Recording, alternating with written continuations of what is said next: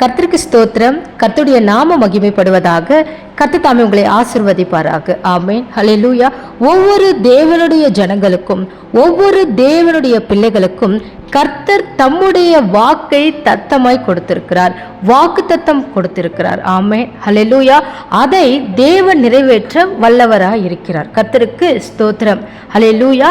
ஆபிரகாமுக்கு கர்த்தர் ஒரு வாக்கு தத்தத்தை கொடுத்தார், ஆனால் சாராள் அதற்கு காத்திருக்கவில்லை. ஹல்லேலூயா. கர்த்தருக்கு ஸ்தோத்திரம். வாக்கு தத்தத்தை தேவன் நமக்கு கொடுத்தால் கர்த்தருக்கு ஸ்தோத்திரம், அதை நாம் காத்து கொள்ளவும் வேண்டும். அதற்காக அந்த நாட்கள் வரும் வரைக்கும், குறித்த நாட்களிலே, குறித்த காலகட்டத்திலே, வாக்குத்தத்தம் நிறைவேறும் வரைக்கும் தேவனுடைய பாதத்திலே நாம் காத்து கொண்டிருக்க வேண்டும். ஆமென். ஹல்லேலூயா.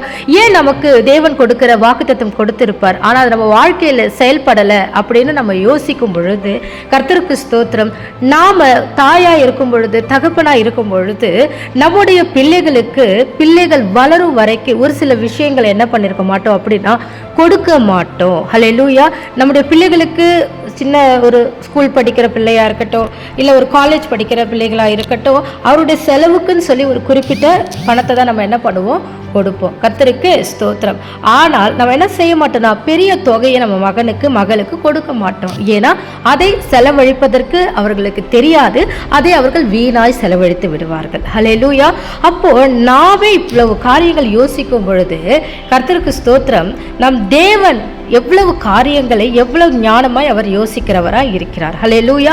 அப்போ தேவன் நமக்கு ஒரு வாக்குத்தத்தம் கொடுத்தால் அதை அவர் நிறைவேற்றுவதற்கு ஒரு காலத்தை அவர் வைத்திருப்பார். அந்த காலம் வரைக்கும் அவருடைய பாதத்தில் நம்ம என்ன பண்ணணும், காத்திருக்கணும். கர்த்தருக்கு ஸ்தோத்திரம். அப்படி நாம் காத்து கொண்டு இருக்கும் பொழுது தேவன் நமக்கு கொடுத்த வாக்குத்தத்தத்தை நிறைவேற்ற அவர் வல்லவராய் இருக்கிறார் என்று முழு நிச்சயமாய் நம்பும் பொழுது நாம் தேவனை மகிமைப்படுத்துவோம். நாம் விசுவாசத்தில் என்ன பண்ணுவோம் அப்படின்னா உறுதியாக இருப்போம். கர்த்தருக்கு ஸ்தோத்திரம். அவருடைய வார்த்தை ஒன்று கூட வெறுமையாக தரையிலே விழாது.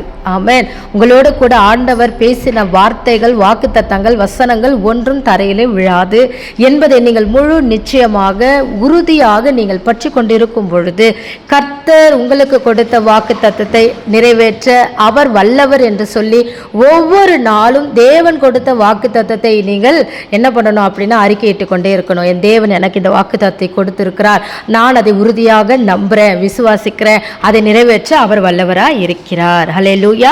அவர் இருக்கிறார், அவர் இருக்கிறவராக இருக்கிறார், அவர் ஜீவனோடு இருக்கிறார். இது உலகத்தின் முடிவு பரியந்தம் சகல நாட்களும் அவர் நம்மோடு கூட இருக்கிறார் என்கிற இந்த நம்பிக்கையோடு விசுவாசத்தோடு இருங்கள். கர்த்தர் உங்களை கைவிட மாட்டார். அவர் தமது பரிசுத்தவான்களை அவர் கைவிடுவதில்லை. ஆமென்.